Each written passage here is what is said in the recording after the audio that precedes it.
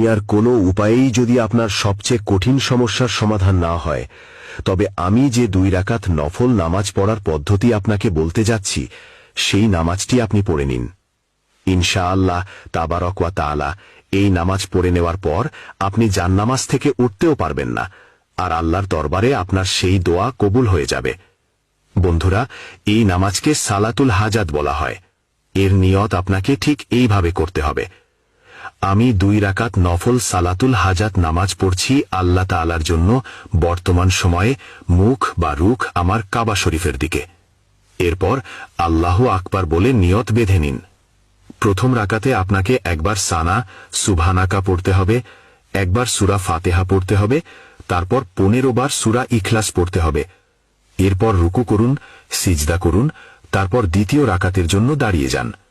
দ্বিতীয় রাকাতে আপনাকে সানা পড়তে হবে না, দাঁড়িয়ে এক সূরা ফাতিহা, তারপর 15 বার সূরা ইখলাস পড়বেন। এরপর রুকু করুন, সিজদা করুন, কায়দায় বসুন, সালাম ফিরিয়ে নামাজ শেষ করুন। নামাজ শেষে জান্নামাজে বসে থাকুন।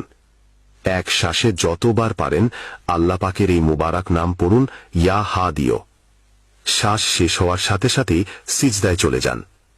সিজদায় গিয়ে 7 বার ইয়া রব্বানা পড়ুন, তারপর সিজদার অবস্থায় আল্লাহ পাকের কাছে দোয়া করুন।